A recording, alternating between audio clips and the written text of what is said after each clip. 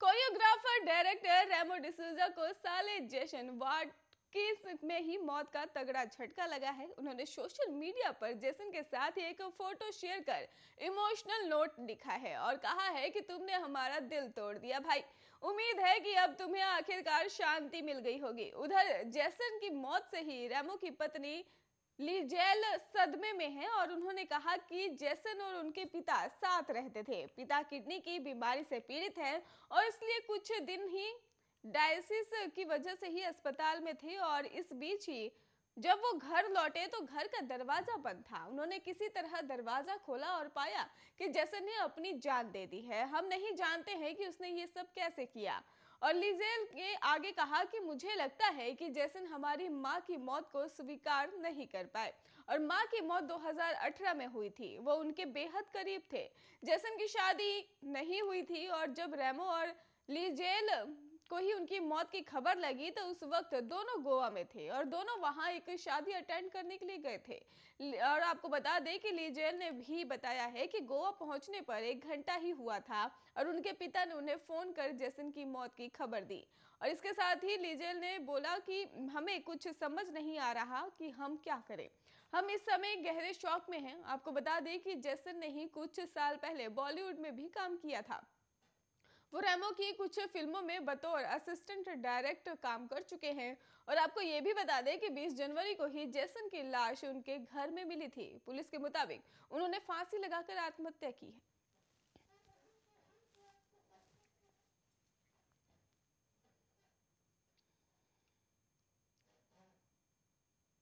Bollywood actress Ananya Pandey की film गहराइयों का फैंस को बेसब्री से इंतजार है। लंबे समय के बाद किसी अलग किरदार में नजर आने वाली हैं और गहराइयों में ही अनन्या के साथ ही दीपिका पादुकोण, सिद्धार्थ चतुर्वेदी और धैर्य करवा लीड रोल में नजर आएंगे। गुरुवार को इस फिल्म का ट्रेलर रिलीज हो गया है और सभी को काफी पसंद आ रहा है। ट्रेलर लॉन्च होने के बाद से ही पूरी स्टार कास्ट वर्चुअली मौजूद है। और आपको बता दें कि इस दौरान ही अनन्या पांडे ने एक किस्सा भी सभी को सुना दिया है। अनन्या पांडे ने हमेशा से ही शकुन बत्रा के ही साथ काम करना चाहती थी और जब उन्हें यह मौका मिला तो वो खुशी से पागल हो गई थी। उन्होंने बताया कि जब शकुन बत्रा और आयशा उन्हें जब स्क्रिप्ट सुना रहे थे तो मैंने कहा कि क्या मैं बाथरूम जा सकती हूँ। उसके बाद मैं 20 मिनट तक बाहर नहीं आई थी। शकुन बत्रा को लगने लगा कि मैं बेहोश हो गई हूँ, मगर ऐसा नहीं था। मुझे विश्वास नहीं हो रहा था कि ये प्रोजेक्ट मेरे पास आया है। मैं फिल्म का हिस्सा बनकर बहुत खुश थी। अनन्या ने आगे कहा कि शकुन बत्रा हमेशा से मेरी बकेट लिस्ट में हिस्सा थे और मैं इस समय ही शॉक्ड थी और इस फिल्म का हिस्सा बनना सबसे बड़ी ब्लेसिंग थी। और फिल्म के दौरान ही जो हमने रिश्ते बनाए और हम 2 महीने तक गोवा में थे और उसकी खास बात यह है कि हम सब उस समय में बहुत करीब आ गए थे और इस फिल्म पर मैंने जिनके साथ काम किया है वो हर शख्स अब मेरे परिवार की तरह है। और अब मैं सोचूं तो मुझे लगता है कि मैं सिर्फ एक एक्टर नहीं, एक इंसान की तरह भी काफी बदल गई हूँ। गहराइयां की बात की जाए तो ये फिल्म आपको बता दें ओटीटी प्लेटफॉर्म पर रिलीज होने जा रही है। शकुन बत्रा के डायरेक्शन में बनी ये फिल्म 11 फरवरी को अमेजॉन प्राइम पर रिलीज होगी।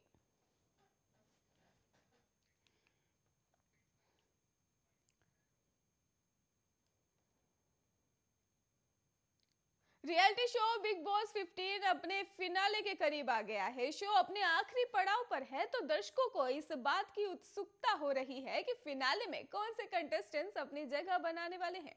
शो में इस समय ही टिकट टू फिनाले टास्क चल रहा है और इस टास्क को ही हर कोई जीतने की कोशिश में लगा हुआ है।